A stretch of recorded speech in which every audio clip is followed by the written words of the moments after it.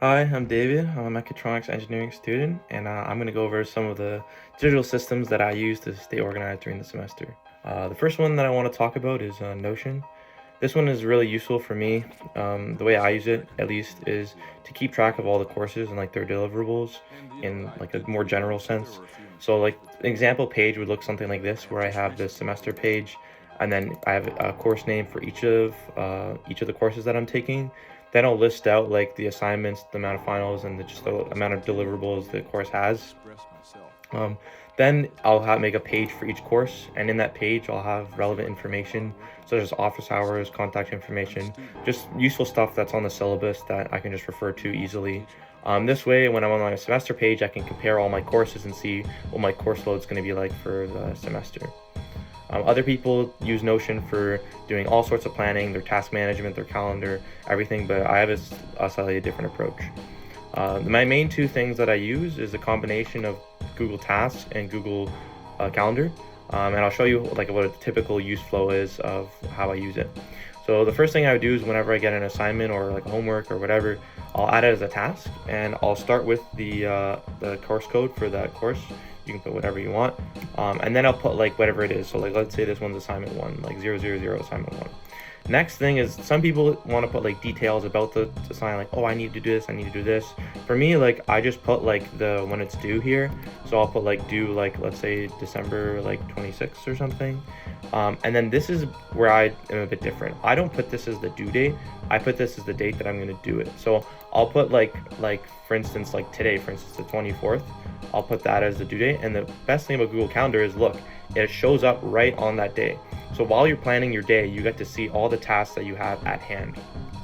This is where the second part comes in, where this is how I use Google Calendar. So I do a technique that some people call it time blocking, where pretty much you just schedule a certain amount of time to do a certain task. So for instance, I have this task, this A1000, and I'll put it into my calendar, and then I can adjust the time to however much time I want to spend on it to do it.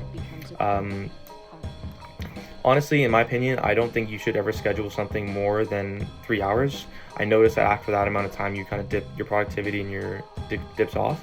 So I recommend scheduling like around an hour 30 per assignment and just do 2 of them.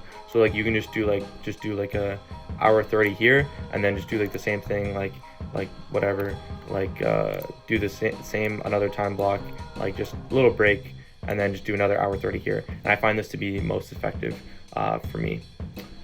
The next thing I want to talk about is taking notes for courses. I don't take any paper notes. I do all digital. Originally, my laptop is a touchscreen, but it broke. So what I did was I bought one of those drawing tablets that allows you to draw stuff onto the screen. First software I want to talk about is Drawboard PDF.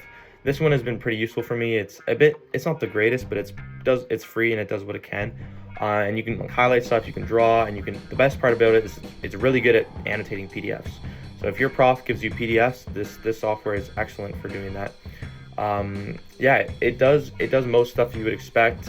It's not like super detailed, but like it gets the job done. The next one, which I think is the most popular, and I would definitely suggest this one, is Onenote. This one is great.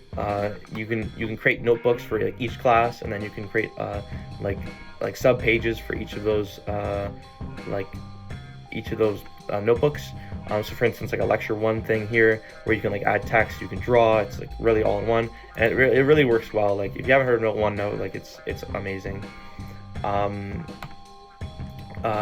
The next thing I want to talk about is OneDrive. I think OneDrive is really useful for me for like keeping track of all my files and stuff. The way that I recommend structuring your OneDrive is like the following. So you have a school folder, then a semester folder, then a class folder, and then assignments and labs and notes all inside that structure. This way you stay organized throughout the terms and you know exactly where all your notes are. OneDrive is great, especially if you have multiple devices and you want to sync files between them. I used to use a desktop PC as well as my laptop, and it literally felt like I was sharing a hard drive, which is great. Also, OneDrive is completely free for at least my school, and they give you like 5 terabytes. So look into that, see if your school offers OneDrive as one of the services. I guess I talked about things that work for me, and I didn't necessarily cover everything.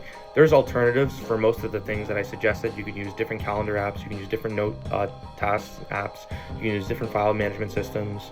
There's so many different alternatives for each of the softwares that I mentioned, and there's no reason to not use them. I just think these are the ones that work best for me, and like it just made sense. Like OneDrive made sense because it was free for me.